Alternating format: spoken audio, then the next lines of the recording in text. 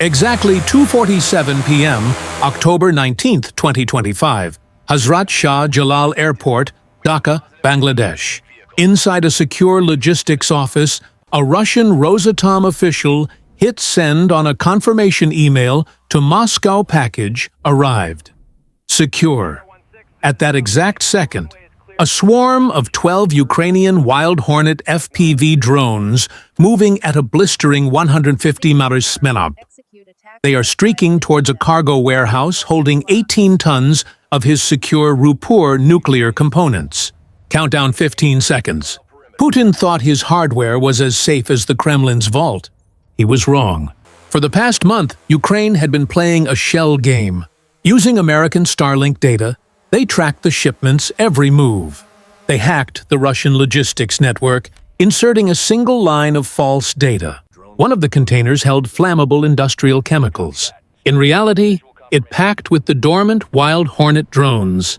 The activation was pure genius. No radio signals that could be jammed. From the Indian border, a LEA-100 recon drone used a 4K infrared camera to read the specific barcode on the correct container.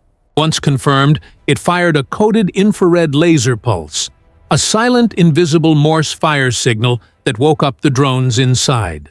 And the stakes that shipment was the lifeblood for Russia's 2.4 gigawatt Rooppur nuclear power plant. Destroying it means an 18-month project delay, a catastrophic loss of face, and a very nervous India questioning Russia's ability to protect its own assets. So, how do you pull off a 4,000 rami deep strike in broad daylight when your target is already delivered inside the enemy's fortress? And can Russia prevent this disaster in time?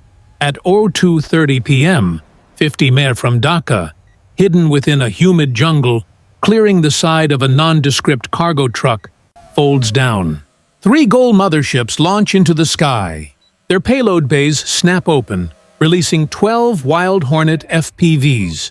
The drones don't scatter.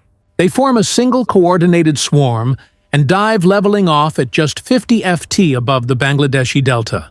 At this altitude, they are flying beneath the radar horizon using the Earth's own curvature as a shield against detection. Back in the truck, the lead pilot's world is a 150mm stream of video through his FPV goggles. He knows any signal loss, even for a second, means the entire operation is compromised. High above the mission's eye in the sky, a LEA-100 recon drone brings the final piece of the puzzle into focus.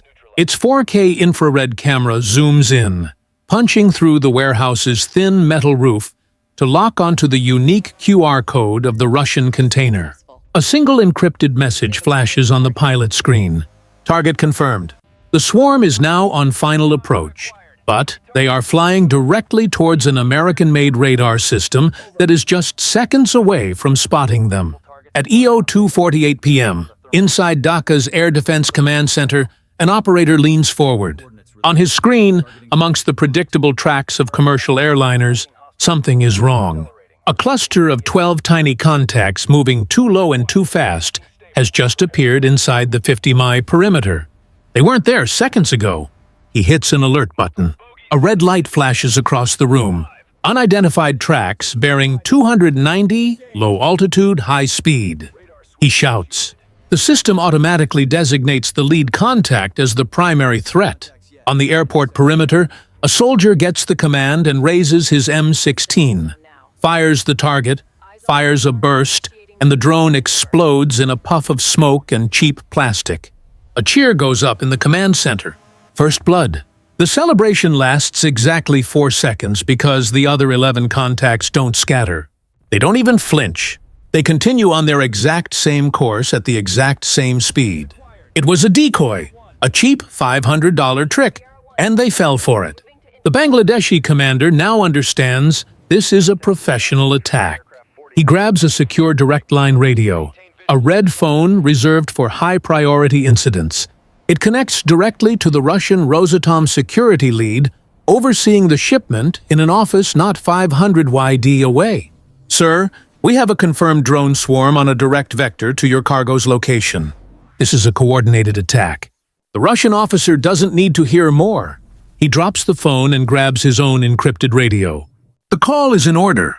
2 miles away, the crew of a concealed Panzer S-1 air defense system. Here's the one phrase they've been briefed for. Threat is real. Activate engagement protocols now. The system's powerful radar jerks to life, its electronic eyes beginning to hunt. The Ukrainians have lost the element of surprise. The quiet infiltration is over. Now they are flying directly into the teeth of a fully alerted multi-million-dollar air defense system that is actively hunting them.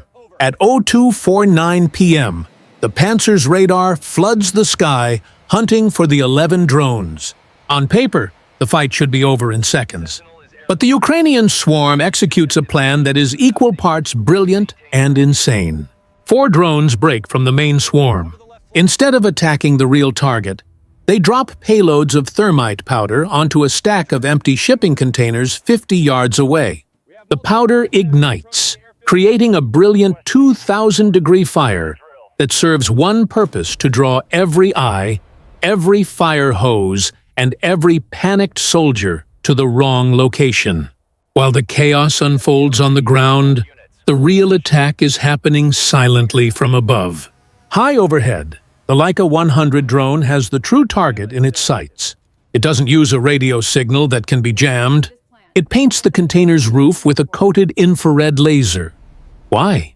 Because the Ukrainians didn't just ship drones in that container.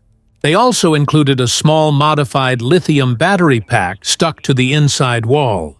The laser's specific frequency is the on switch. The battery begins to short-circuit, starting a slow, insidious fire from inside the crate.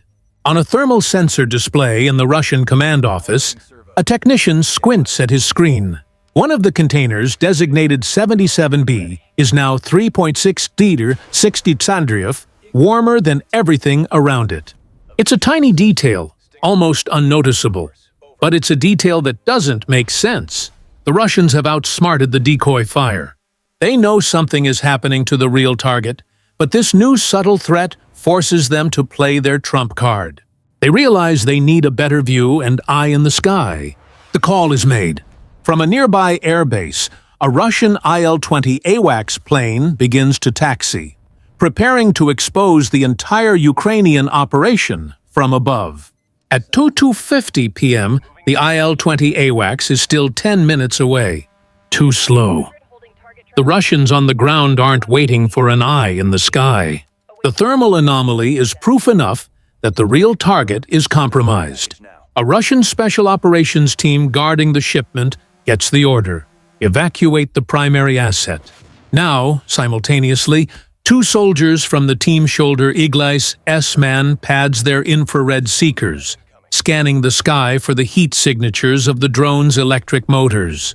They get a lock instantly. A high-pitched tone screams in the Ukrainian pilot's headset missile lock. He yanks his control stick hard left, throwing his drone into a razor-sharp 9G maneuver. The Igla-S missile streaks past his camera, missing by less than 10 feet. A searing white-hot blur that is way too close.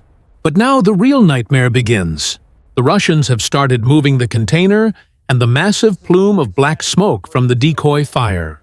The smoke that was supposed to be their cover is now a blinding curtain between the drones and their target. The pilot is now flying almost entirely on instruments, navigating through a self-generated storm of smoke and fire, while being actively hunted by heat-seeking missiles. He is blind. He is being hunted, and his target is being moved. He has seconds to act. One mistake, one twitch of the controls, and the entire operation